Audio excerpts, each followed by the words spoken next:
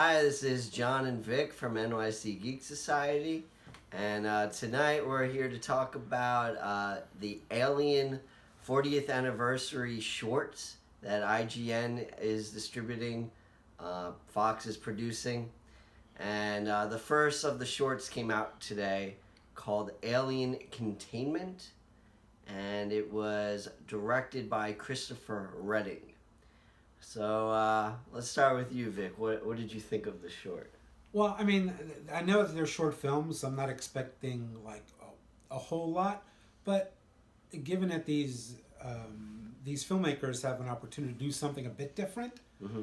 And they're financed to do so, I maybe expected a little bit more creativity. We've seen the story before. Alien gets loose somewhere, so one wants to save it, the other wants to contain it. We've seen it before. So I just expected a little more originality from these filmmakers, because they have a great opportunity here to make shorts about it. I mean, really, I was more impressed from what I saw from the high school play from Alien put on last week by that high school. Even though they were just doing the movie, there's something original about it. Now, what could I say that was good about it? Special effects were pretty good. I mean, the visual effects were very good. Special effects were okay. They didn't show a lot. But the visual effects, I thought, were pretty good. The acting, it was okay. It was fine, I thought. And the one thing that I had a problem with was the sound design of the whole thing. Because they're in this lifeboat of sorts. Now, I expect to have machinery buzzing sounds. I'm used to that from spaceships. Well, instead, we got a sound effect that was like you were on an old wooden ship, and there was this creaking sound of an old wooden ship, which made no sense to me whatsoever. We were robbed of a chest buster. Yeah, Well, I don't know. Do you think we should go into some spoiler territory or keep it non? Well, it's only 10 minutes. Yeah. No, it's not a whole series. We can. Yeah. So this is spoilers, obviously, but we're discussing it. So. Yeah. So the one thing that I found confusing, or I don't know, where they talk about that this breakout was spreading too fast.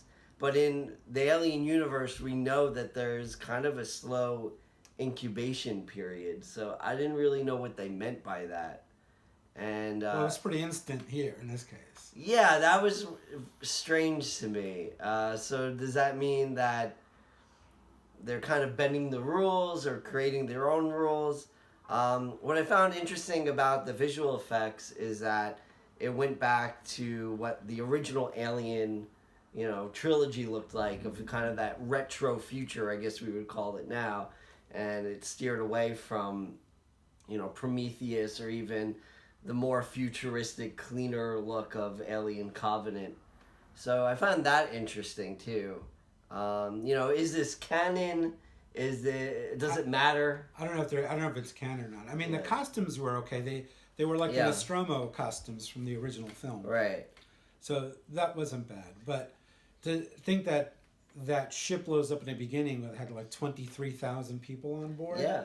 So, it always bothers me when a writer just kills off mass numbers of people with the stroke of a pen. That's what bothered me in Die Hard 2 that I mentioned, where they down a whole airplane. But you're right. Device. Like, if this would take place in the canon of the franchise, you would think that would be a huge freaking deal, like everyone would know about this, that if 23,000 people went missing or dead. Well, obviously there was another ship that came out of nowhere. Oh, right. To pick them up. But I would have think that if they escaped from that sort of environment, they would all look beat up or something.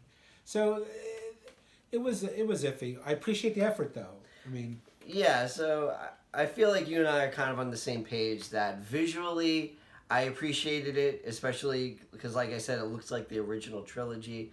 I thought the acting was fine, and I feel like that they established as much character as you can in under 10 minutes. But there was kind of a little bit of a bending of the rules of the universe, of the Alien universe. And you know, I was disappointed too that we didn't get to see the chest burster or, you know, the little guy running around. We got to see like a tail, you know, kind of go into That the was corner. about So. it. Yeah. But I liked that kind of ending, even though there's an after credit scene of like her writing on the window, "Do not open." Well, no, that was before the credits. The after Yeah, credits, no, I mean that. Yeah. That's why I said "quote before unquote" the ending. credit, yeah. So, yeah, that kind of reminded me of Lost. If you're a fan, you'll know what I'm talking about. But, Yeah, the after credits sequence I thought felt a little flat. Guy just puts on a CPAP machine and goes back to sleep. yeah, what was that? I don't even know what was happening there. Is everyone dead and he's just floating around, or they picked him up? So I don't know. I'm interested to see the others. yeah, So that's about it. I mean, you know, as far as everybody involved in this, you know, I'm going to say thank you. But, you know, we're here to critique, so that's what we're doing. But I'm glad this is happening, though. So if you were to give it a rating out of 10, what would you give it? If I were to give it a rating out of 10, I would give it maybe a 6. See, I would give it a little higher. I'd probably say about a 7 for me. But yeah, what did you guys think? Let us know in the comments. Like, share, subscribe. Tell your mom. Tell your dad. They don't care. Tell your chest burster.